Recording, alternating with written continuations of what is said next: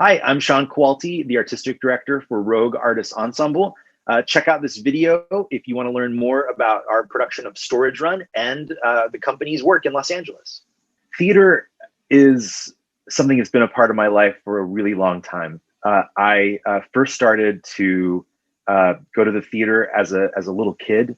I remember my grandmother taking me to go see Peter Pan with Sandy Duncan, and I thought that was a pretty remarkable experience. I remember going to a lot of musicals as a little kid, and my family, really theater, performing arts was a part of our culture. My grandmother was a vaudeville performer, and so there is, I feel like it's in our family DNA a bit. When I was around 3 years old, I got my first puppet at a swap meet in Orange County, and that became my new favorite thing, and it has continued to this day. So theater, puppetry, storytelling, it's always been a part of my life. Theater is unlike other storytelling modalities in that theater, live performance, live storytelling experiences, they are actively engaging the audience. Even if you're seeing a performance in a proscenium space and the audience is relegated to one side of the curtain, you still feel an energy that travels across the stage into your mind, and that's something that even the best cinema can't quite do. It's something that theater specifically has the ability to do, which is to create an active dialogue between the performers and the audience, and to create a one-time only experience. Even if a play is heavily scripted and the actors are following the text word for word every night, every single performance is different because that audience performer relationship shifts from performance to performance. And that to me is what is so special about it, and why it's an essential art form. And through that, we're able to hopefully change the perceptions of the audience, hopefully have a dialogue, and encourage conversation about the issues that the particular story is covering. Rogue Artists Ensemble's mission is to create hypertheater, which is a mashup of old and new conventions. Old conventions like puppetry and mask and dance with new modes of storytelling, including technology, media integration. And we do that reflecting the histories and the community of Los Angeles and including them in the art making. A lot of our work has to do with stories that connect to different histories and sort of forgotten moments of our community's story. And so every production we tell, every story we tell is a new original work created by the ensemble in response to a question that we have. Rogue Artists Ensemble's work varies from project to project. The first question that we ask when we're going to create a new piece is, what is the best way to tell this story? And that often has to do with the audience relationship to the story itself. Sometimes we decide, this piece is going to be best suited in a proscenium space or a black box space, but we often do a lot of immersive and site-specific work. And that involves the audience actually traveling into the story, becoming a part of the story, and actively participating in the experience.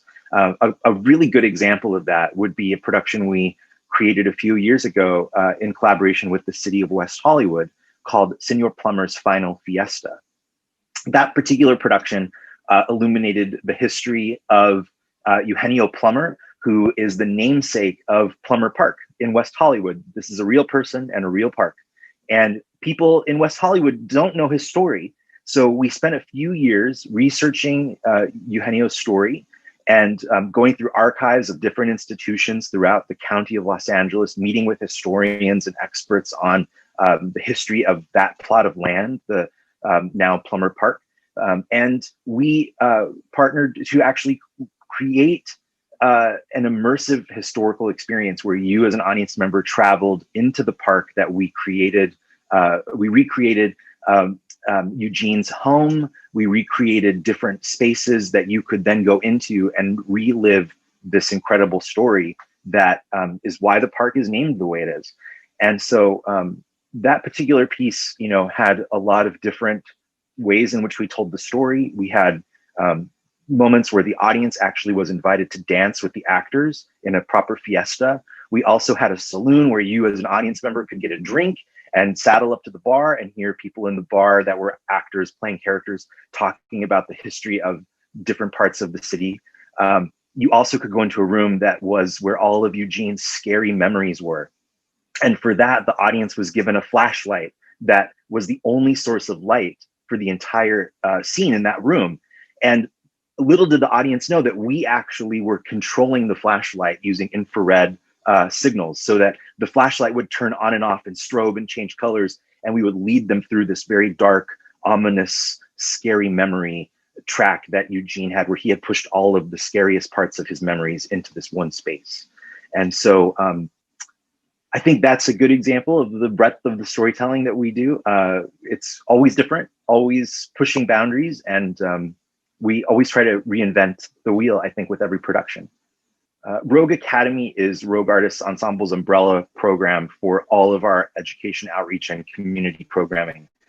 This includes things like school programs, both for youth and adults. It also includes our Rogue Lab, which is our writing residency program, where we actually commission playwrights and encourage them to write impossible plays.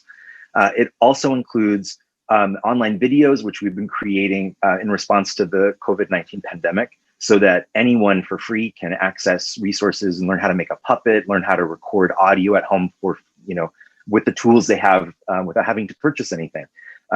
We also have a program that we did earlier in 2020, was really the first program that we created in response to the pandemic, which was called Puppets and Prose. And with this program, we partnered with the PEN America Writing Organization, which is an amazing group of fabulous writers who contributed text, which we then gave to visual artists, mainly puppeteers and animators, to create a response to. So we paired a writer and a visual artist, and then they together created a video piece. Most of them were a few minutes long. I think we had around 40 different videos created. And it was a beautiful way, I think, for people to engage, to just create in a safe space during the pandemic. It's something that we hope to return to again. The Rogue Lab is our writing program. So every year we select around 5 playwrights to create an impossible play. And we pair those playwrights with both a director and a designer or an artist. It's our belief that that plays often are created a little bit in a vacuum, and that's to the detriment to the piece as a whole. So the way that Rogue approaches creating work is through designing the way the piece is going to be staged, the look of the piece, the way the story is being told concurrently as the script is being written. And so it's a very different way of thinking about a story and about how to create an experience for an audience. In the Rogue Lab, we invite playwrights to come in to partner with this director and a visual artist, and then the 3 of them work together over the course of about a half a year to create a new play. And the play is really led, by the playwright, but in service to the playwright are the director and the designer. So that if this particular play the playwright is creating, let's say that they imagined that there's going to be a lot of dance involved in that particular story, then we would find a choreographer and pair them with that choreographer, so that as the playwright is working, they have someone that they can actually speak with and learn, how can I use dance to represent and tell this story? And at the end of the Rogue Lab, we then all gather over a series of a few days, it's usually over a weekend, and present the reading of these plays. But during the reading, we have moments that are fully staged, where we bring in props and we bring in lighting and sound and actors that dance and choreography, so that the audience that's there for the reading also gets a sample, a little hint of what maybe this play would be like as it's fully realized. Storage Run came about through a kind of series of conversations about where we are this year, the pandemic, what's possible, what's safe, and how we can continue the tradition that Rogue Artists Ensemble has of creating a seasonal, an annual holiday program.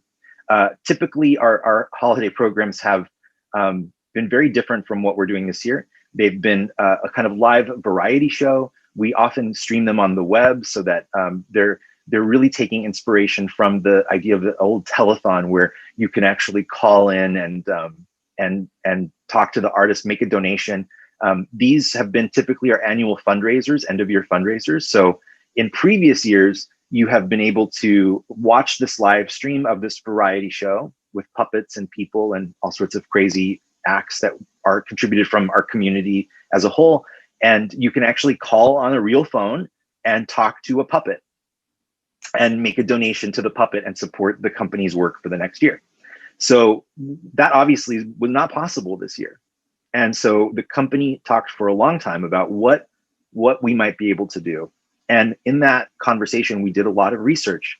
We started looking at what are the different ways that you can tell a story and tell it safely over the computer, but also enable there to be interaction.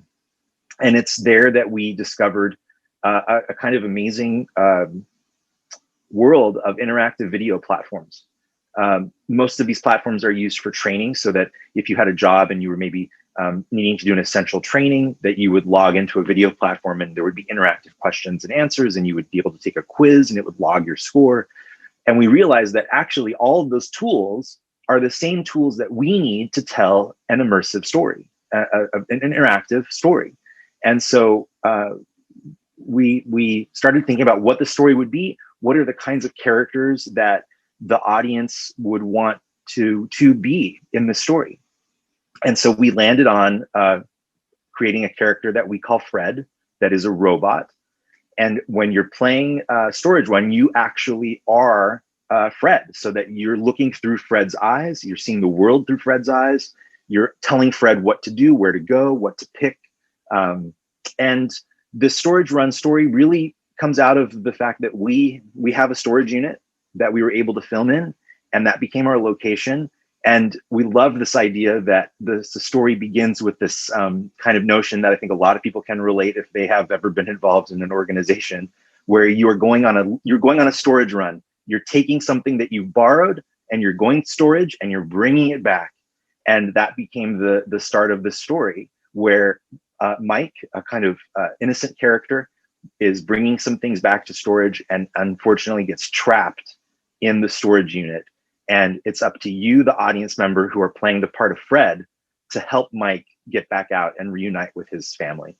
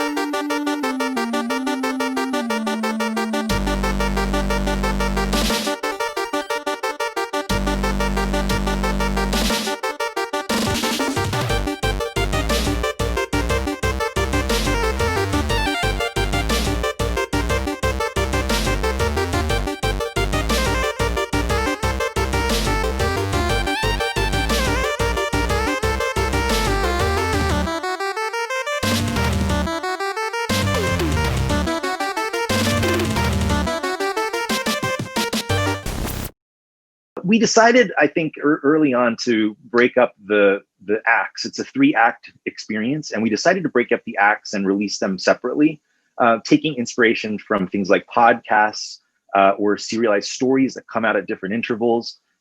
We also think of, like old-timey radio shows where you would tune in every week and there would be a new chapter of the story.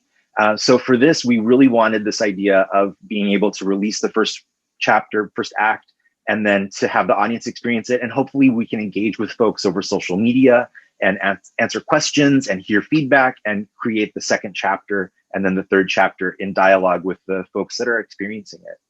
With Storage Run, the biggest thing we hope to have the audience get out of it is to feel a sense of joy and to just feel delight. I think right now we're all in our silos. Some of those silos are for a party of one, and some have more community access. It's a very isolated time.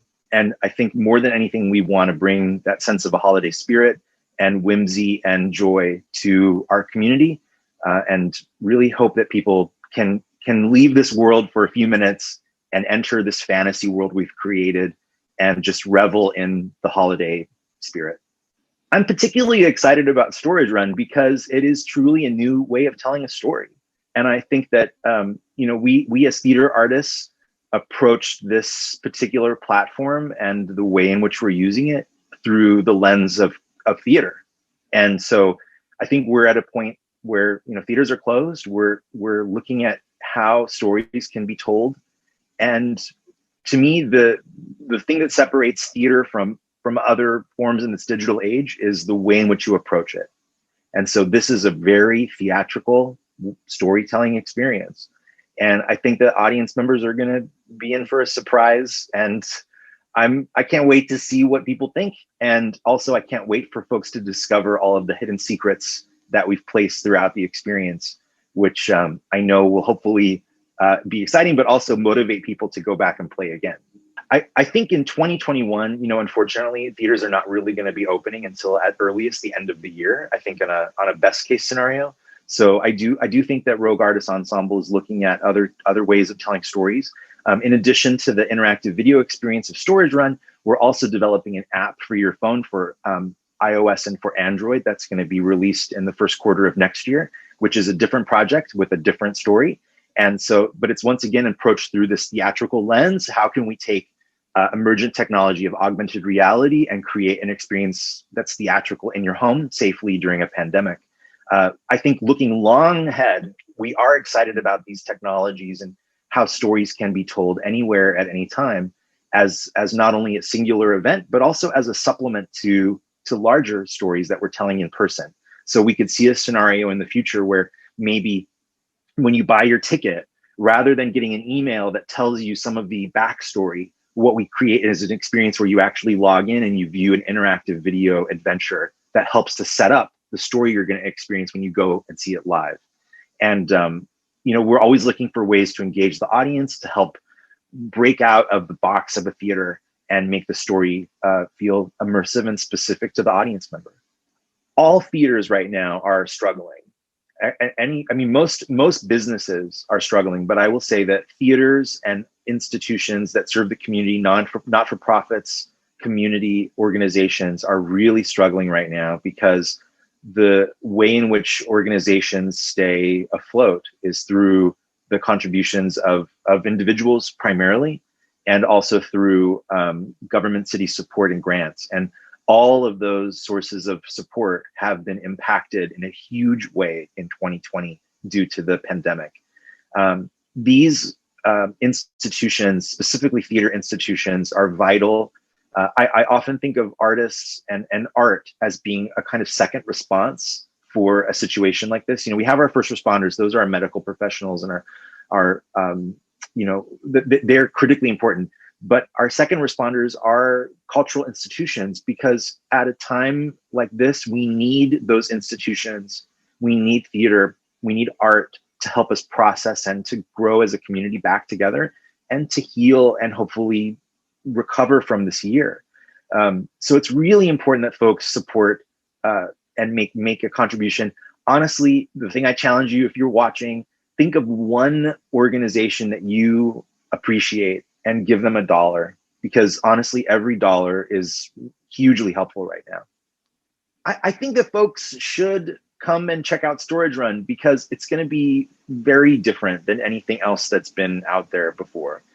We also, it is a pay what you want event. So it's something that you can do for free, or you can make a contribution towards a ticket. We wanted to make sure that this was super accessible to everyone, regardless of how much money you have in your pocketbook. And so you can come for free, literally. You can just come for nothing and experience this. It's going to be quite a good time. And I hope that folks will check it out. This was so great being able to share information about Storage Run and some of Rogue Artists Ensemble's work. I hope that you will come to the production virtually, safely from the comfort of your home.